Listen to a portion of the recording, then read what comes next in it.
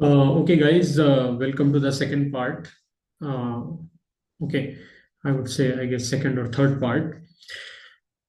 तो गाइस अभी तक हम लोगों ने बेसिकली किया क्या है कि हमने एक ट्रेनिंग डाटा बनाया है। ओके, और वो जो ट्रेनिंग डाटा है उस ट्रेनिंग डेटा में हमारे पास एक डाटा फ्रेम होगा। ओके, और वो जो डाटा फ्रेम होगा वो अल्टीमेटली एक टेबुलर फॉर्म का स्ट्रक्चर होगा जिसमें बहुत सारे कॉलम्स होंगे। लेकिन प्राइमरली तीन कॉलम्स होने बहुत ज़रूरी है। उसके अलावा आप और कौन सा कॉलम रखते हैं कौन सा कॉलम नहीं रखते हैं, that is a secondary thing, but तीन कॉलम होने बहुत ज़रूरी हैं। इनफैक्ट मैं कहूँगा चार कॉलम होने बहुत ज़रूरी हैं, चार भी नहीं कहूँगा मैं, पांच कॉलम होने बहुत ज़रूरी हैं। वो कौन कौन से कॉलम है पहले हम देख लेते हैं। देखिए, सबसे पहला कॉलम तो होगा आपका हर इमेज का पाथ।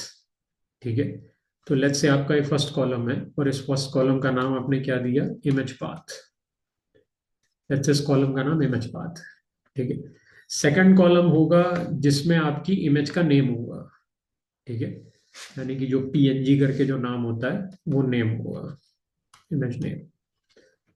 इमेज फाइल का जो नेम होता है वो होगा। और थर्ड कॉलम जो होगा उसमें डिजीजेस होंगे, यानी कि हर इमेज में कौन कौन सा डिजीज है वो होंगे डिजीजेस। ओके, फोर्थ कॉलम में जो आपकी इमेज है उसके उसकी हाइट होगी, इमेज हाइट। और जो फिफ्थ कॉलम है उसमें इमेज की विड्थ होगी, यानी कि जो भी आपका चेस्ट एक्सरे है उसकी जो पीएनजी फाइल है उसकी हाइट कितनी है और उसकी विड्थ कितनी है। ठीक है, this is height, this is height and this is width. तो कितने पिक्सल की हाइट है उस इमेज की और कितने पिक्सल की विड्थ है उस इमेज की, ये दो नंबर आपको लास्ट के दो कॉलम में स्टोर कराना है। So let's say this is image height and this is image width. Okay, और इस तरीके से हमारे पास पांच कॉलम आ जाएंगे। ठीक है, देखिए, मुझे पता है कि आप लोग क्या सोच रहे होंगे कि sir this totally make sense कि हमारे डेटा फ्रेम में कम से कम तीन कॉलम तो होने ही चाहिए, एक इमेज का पाथ होना चाहिए, क्योंकि अल्टीमेटली अगर हम कल को एक convolutional neural network based model बनाते हैं तो हमें अपने नेटवर्क के अंदर जो इमेज डालनी है, या फिर मुझे कहना चाहिए हमें अपने नेटवर्क के अंदर उस इमेज के जो पिक्सल्स इंसर्ट करने हैं, वो पिक्सल्स हमें कहाँ से मिलेंगे, वो पिक्सल हमें किसी एक स्पेसिफिक पाथ पे हमारी जो इमेज पड़ी होगी उस पाथ पे जा करके हमें उस इमेज को रीड कराना पड़ेगा, और रीड कराने से हमें वो पिक्सल मिलेंगे। ठीक है, तो it totally makes sense to have a column called image path, and it totally makes sense to have a column called image name। Image name वाला कॉलम होना क्यों जरूरी है, क्योंकि ताकि हम मैच कर पाए कि जिस इमेज के फाइल का नाम हमारे किसी रो में लिखा हुआ है, जैसे फॉर एग्जांपल IMG0000042.png, क्या उसी रो में सेम उसी इमेज का पाथ भी लिखा हुआ है? और अगर गाइस ऐसा नहीं है तो इसका मतलब उस रो में गलत डाटा लिखा हुआ है।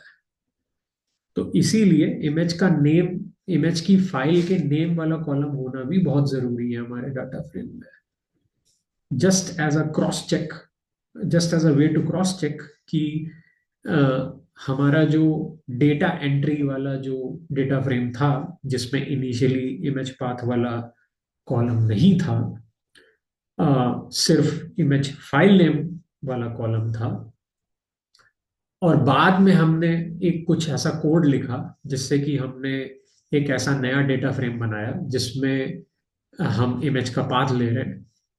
और इमेज का पाथ हमें क्यों चाहिए, मैंने आपको बताया कि भाई हम हमें अगर कल को वो इमेज रीड करानी पड़े, यानी कि हमें उसके पिक्सल्स चाहिए हो, हमें उसके पिक्सल्स क्यों चाहिए हो? क्योंकि वो पिक्सल्स ही आपके मॉडल के इनपुट फीचर्स की तरह एक्ट करेंगे, या वो पिक्सल्स ही आपके मशीन लर्निंग मॉडल के इनपुट फीचर्स की तरह एक्ट करेंगे, एक्स की तरह एक्ट करेंगे। ठीक है, तो वो पिक्सल्स हमें कहाँ से मिलेंगे? वो इमेज की लोकेशन पे जा करके हमें उस इमेज को रीड कराना पड़ेगा, वो पिक्सल्स हमें वहां से मिलेंगे। ओके, तो हमें पाथ पाथ चाहिए उसके लिए, कि वो इमेज कहाँ पे स्टोर है, ताकि हम उस जगह पे जा करके उस इमेज के पिक्सल्स को रीड करा सकें, ताकि हम उसे अपने मशीन लर्निंग मॉडल के अंदर डाल पाए, जो कि एक CNN होगा। तो path is very very important. लेकिन गाइज अगर आप ध्यान से देखें तो पाथ के आगे अ, हमारे पास एक कॉलम डिजीजेस का भी है। अब पता चला कि आप में जो पाथ्स थे, तो किसी भी इमेज का जो पाथ था वो आपने सही रो में स्टोर नहीं कराया अपने डाटा फ्रेम की। पता चला आपकी आपके डेटा फ्रेम की जो फर्स्ट रो थी, उसमें जो इमेज का फाइल नेम लिखा हुआ था, वो लिखा हुआ था IMG0000004042.png। और पता चला उस रो में इमेज पाथ वाले कॉलम में जो आपने पाथ स्टोर करा रखा है, वो है input forward slash data forward slash let's say images underscore 002 forward slash image forward slash 00 img 000 underscore 83.png। तो गाइज ये तो गलत हो गया ना, क्योंकि ये रिमेनिंग 4 कॉलम्स की जो इंफॉर्मेशन है, ये जो रिमेनिंग 4 कॉलम्स की इंफॉर्मेशन है, ये इंफॉर्मेशन तो हमने अपने डेटा एंट्री वाले डेटा फ्रेम से निकाल ली, या फिर मुझे कहना चाहिए कि डेटा एंट्री 2017 वाली CSV फाइल को रीड करा करके हमने इन 4 कॉलम की इंफॉर्मेशन एज इट इज निकाल ली। या फिर आप कह सकते हो कि डेटा एंट्री 2017 वाली फाइल को रीड करा करके जो डेटा फ्रेम हमें मिला, उसमें से हमने इन 4 कॉलम्स की इंफॉर्मेशन को स्लाइस आउट कर लिया एज इट इज। अब उसके अंदर हर रो में हमारी एक इमेज का नाम आ रहा होगा। अब हमें इसमें पांचवा एक कॉलम ऐड करना पड़ेगा अपने स्लाइस्ड आउट डेटा फ्रेम के अंदर, जिसके अंदर इमेज की फाइल के नेम के साथ साथ उसका करेक्ट पाथ होना चाहिए। तो दैट इज द रीजन मैंने आपसे बोला कि हमें एक डाटा फ्रेम बनाना पड़ेगा जिसमें ये दोनों पीसेस ऑफ इंफॉर्मेशन, या फिर मुझे कहना चाहिए दोनों कॉलम्स हमारे इस डेटा फ्रेम में हो, ताकि कल को अगर हम इस डेटा फ्रेम में से किसी भी इमेज के पाथ पे जाके उसके पिक्सल्स रीड कराते हैं, तो हमें ये पता रहे कि क्या उस इमेज के सही लेबल्स हम फेच कर रहे हैं। क्योंकि ये जो 4 कॉलम है, ये आपको याद होगा कि हमने एक फाइल में से निकाले, CSV फाइल में से, डेटा एंट्री 2017.csv से, और उसके अंदर की ये एज इट इज इंफॉर्मेशन को हमने उठा लिया है। हमने इमेज की फाइल्स के नेमों के साथ कोई जंबलिंग नहीं करी है, उसके ऑर्डर में कोई चेंजेस नहीं करे हैं। तो हर रो में जो भी इमेज की फाइल का नाम आ रहा था, और उस फाइल नाम के सामने उस इमेज के अंदर जो भी डिजीजेस आ रहे थे, वो एज इट इज उठा लिए हमने। और अब हम इसके साथ एक नया कॉलम अटैच करने जा रहे हैं, जिसमें हम हर रो पे उस इमेज का पाथ भी डालेंगे। तो यहाँ पे हम रिस्क नहीं ले सकते कि पता चला इमेज की फाइल का नाम ये है और पाथ हमने किसी और का ले लिया, क्योंकि गाइस ऐसे में फिर क्या होगा कि पिक्सल्स तो आपने रीड करा के अपने नेटवर्क के अंदर डाल दिए, लेकिन अब आपको अपने नेटवर्क को ट्रेन कराने के लिए लेबल्स भी चाहिए। तो लेबल्स आप कहाँ से उठाओगे? लेबल्स तो आप अपने थर्ड कॉलम में से उठाओगे। और पता चला जो लेबल्स थे वो 42.png इमेज के थे, और गलती से यहाँ पे जो पाथ पड़ा हुआ था वो पड़ा हुआ था 83.png इमेज का। तो गाइस गलत हो गया, यानी कि आपने जो ट्रेनिंग डाटा अपना बनाया वो बनाया ही गलत। तो इसीलिए मैंने आपसे बोला कि हमें एक ऐसा डाटा फ्रेम बनाना है जिसमें फर्स्ट कॉलम इमेज पाथ का हो, सेकंड कॉलम इमेज नेम का हो, ताकि इन पाथ और नेम को कंपेयर करा करके हम ये एश्योर कर पाए, ये क्रॉस चेक कर पाए कि हमने हर रो में सही इमेज का ही पाथ डाला है अपने डाटा फ्रेम के अंदर। और तीसरा कॉलम आपको पता ही है किसका काम करेगा, लेबल्स का काम करेगा, जिसकी मदद से हम अपने CNN बेस्ड मॉडल को ट्रेन करेंगे। फोर्थ जो कॉलम है और फिफ्थ जो कॉलम है जिसमें इमेज हाइट और इमेज विड्थ ले रहे हैं हम, ये हमने क्यों ली है, इसका खुलासा हम बाद में करेंगे। ये भी आपको समझ में नहीं आएगा कि हमने ये पीस ऑफ इंफॉर्मेशन क्यों ली है, बट गाइस ये पीस ऑफ इंफॉर्मेशन जरूरी है, हमें आगे इसकी जरूरत पड़ेगी, अभी नहीं पड़ेगी, आगे पड़ेगी हमें इसकी जरूरत। ठीक है, तो विल सी दैट कि ये हमने क्यों ली है, जो दो एक्स्ट्रा कॉलम्स हमने लिए हैं। तो अब हमारे पास ये डाटा फ्रेम है और एक हिसाब से ये हमारा ट्रेनिंग डाटा है। यानी कि ट्रेनिंग डाटा मैंने आपको बताया ही है, सुपरवाइज लर्निंग में क्या होता है, एक्स और वाई के पेयर्स की फॉर्म में होता है ट्रेनिंग डाटा।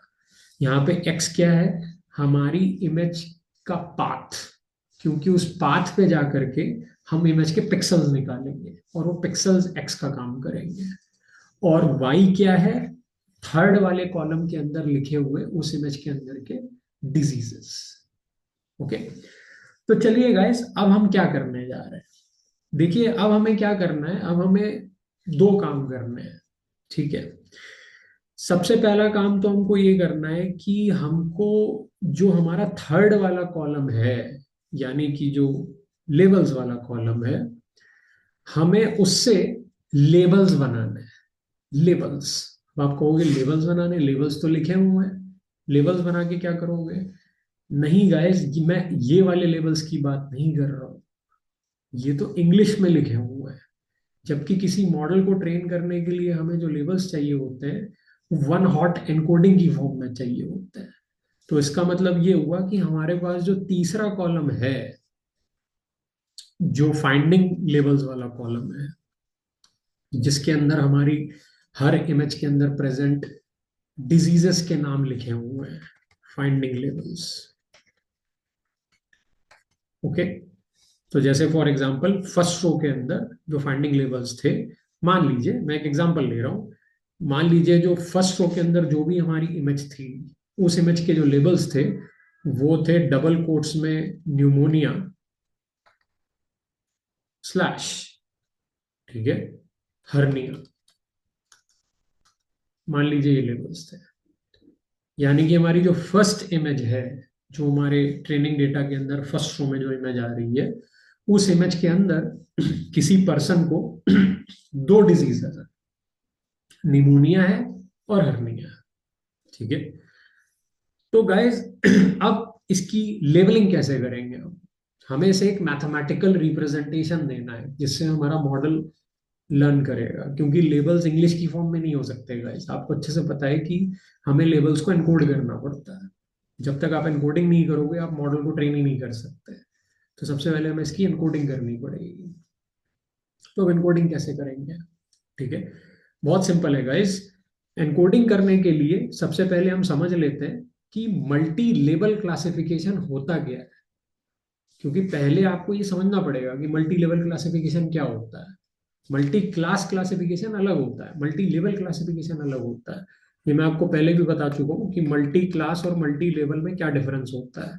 मल्टी क्लास में क्या होता है कि मल्टीपल क्लासेस में से आपकी कोई एक ही क्लास प्रेजेंट होगी किसी भी इमेज के अंदर, बाकी क्लासेस प्रेजेंट नहीं होंगी।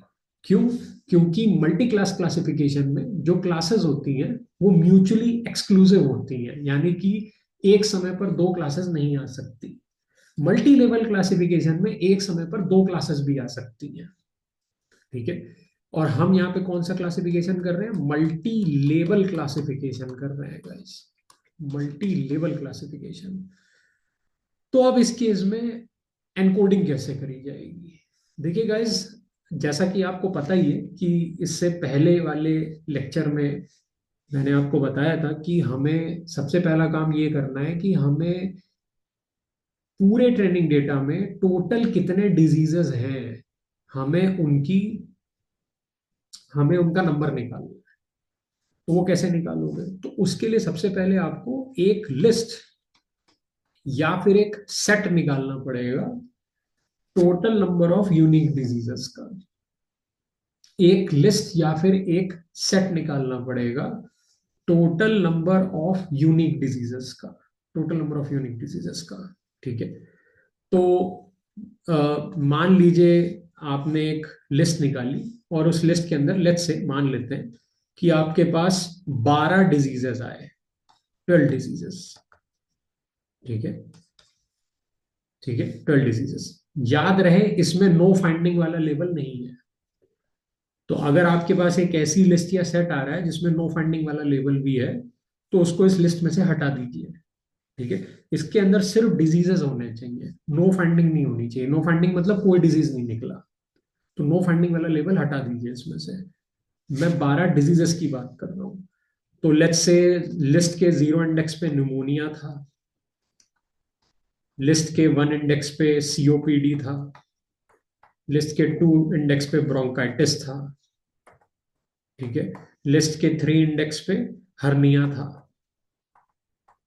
और ऐसे करते करते बाकी डिजीजेस थे आपके। ठीक है।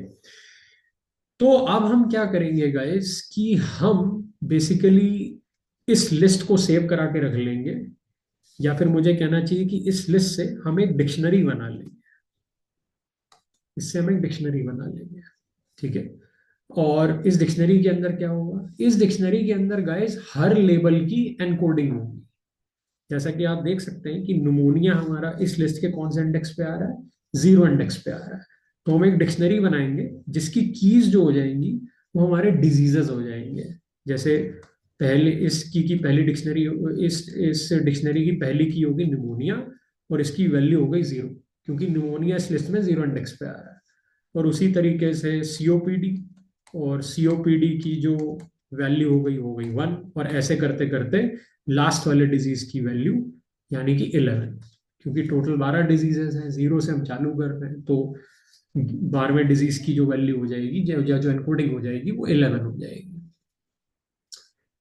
अब हम इस डिक्शनरी को सेव करा के रख लेंगे। आप इस डिक्शनरी को कहीं सेव करा लीजिए। ठीक है, as a pickle file save करा लीजिए, जैसे भी करा लीजिए, क्योंकि ये डिक्शनरी बार बार बदलनी नहीं चाहिए। अगर ये डिक्शनरी बार बार बदल रही है ना, तो आपको पूरा कोड दोबारा से रन कराना पड़ेगा। तो इसको सेव करा के रख लीजिए कहीं, as a pickle file save करा लीजिए। ठीक है। अगली बार कल जब आप अपना कोड रन करते हैं या फिर कभी रन करते हैं, तो आपको ये डिक्शनरी बनाने के लिए ऊपर का पूरा कोड एग्जीक्यूट नहीं करना पड़ेगा, क्योंकि आपने इस डिक्शनरी को एक पिकल फाइल में सेव करके रखा है। आपको बस उस पिकल फाइल को रीड कराना है और धड़ाम से डिक्शनरी आपके पास आ जाएगी। ऊपर का कोड आपको चलाने की जरूरत ही नहीं है। ठीक है। अब हम क्या करेंगे? देखिए गाइस, अब हम, मेरी बात ध्यान से सुनिएगा, अब हम क्या करेंगे? हम अपने इस फाइंडिंग लेबल वाले कॉलम की हर रो पे जाएंगे और देखेंगे कि कौन कौन से डिजीजेस है। तो जैसे फॉर एग्जांपल, हम अपनी फाइंडिंग लेबल्स वाले कॉलम की पहली रो पे गए और हमने देखा कि जो हमारा एक स्ट्रिंग पड़ा हुआ है, और वो स्ट्रिंग किस फॉर्म में है? वो स्ट्रिंग ऐसे लिखा हुआ है, निमोनिया, ओके, स्लैश हर्निया। ठीक है। तो सबसे पहले हमें क्या करना पड़ेगा? आपको पता है हमें क्या करना पड़ेगा? हमें इसे स्प्लिट करना पड़ेगा ताकि इसकी एक लिस्ट बन जाए। तो निमोनिया एंड हर्निया। ठीक है। अब आपको एक ऐसा कोड लिखना है गाइस, मेरी बात ध्यान से सुनिएगा। आपको एक ऐसा कोड लिखना है जो कि फाइंडिंग लेबल्स की हर रो पे जाए और इस स्ट्रिंग को पढ़े और उसको स्प्लिट करे। हो सकता है स्प्लिट ना भी करना पड़े उसको, क्योंकि हो सकता है किसी इमेज में एक ही डिजीज हो या फिर नो फाइंडिंग्स हो। ठीक है। लेकिन whatever is the reason, कि अगर कहीं पे भी स्लैश है तो स्लैश पे स्प्लिट करें, यानी कहीं पे भी मल्टीपल डिजीजेस हैं तो मल्टीपल डिजीजेस पे स्प्लिट करें, पता लगाए कि कौन कौन से डिजीजेस हैं, जैसे न्यूमोनिया, हर्निया। अब इसको हमें एक मल्टी हॉट एनकोडेड वेक्टर में कन्वर्ट करना है। Multi hot encoded vector, one hot encoded vector क्या होता है? जिसमें किसी एक जगह पे वन आ रहा हो लेकिन बाकी सारी जगहों पे जीरो आ रहा हो। मल्टी हॉट एनकोडेड क्या होता है? एक से ज्यादा जगहों पे वन आ रहा हो और काफी और सारी जगहों पे जीरो आ रहा हो। तो इसका मतलब न्यूमोनिया और हर्निया की ये जो लिस्ट थी, इसको हमने किस में कन्वर्ट कर दिया? इसको हमने एक 12 डायमेंशन के मल्टी हॉट एनकोडेड वेक्टर में कन्वर्ट कर दिया। 12 डायमेंशन क्यों? क्योंकि टोटल डिजीजेस 12 है हमारे पास, total number of categories are 12। ठीक है। तो मल्टी हॉट एनकोडेड वेक्टर इसका कैसे बनेगा? गाइस हमें अच्छे से पता है कि न्यूमोनिया कौन से इंडेक्स पे आ रहा था? जीरो पे। ये जानकारी कहाँ हमने सेव करा रखी है? अपनी डिक्शनरी के अंदर सेव करा रखी है। वो डिक्शनरी कहाँ सेव कर रखी है? वो पिकल फाइल की जगह पे सेव कर रखी है। तो इसका मल्टी हॉट एनकोडेड वेक्टर क्या हो जाएगा? 1 0 0 0। Okay. 1। Okay, as far as I am concerned, this should be basically 0 1 2 3।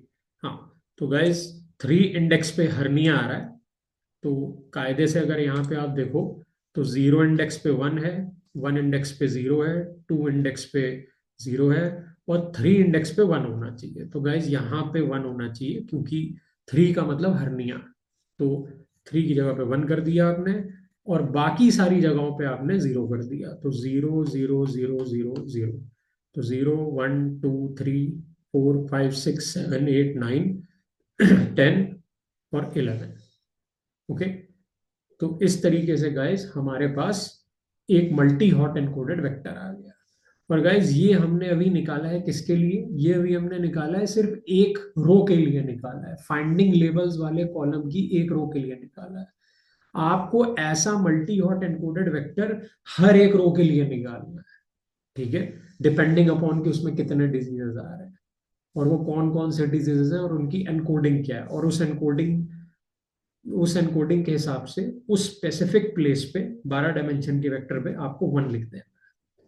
तो ऐसे करते करते गाइस हमारे पास 1,12,120 इमेजेस हैं, और उनमें से अभी किसी एक रो के लिए हमने ऐसी एनकोडिंग करी है। टोटल हमारे पास कितनी इमेजेस हैं? 1,12,120।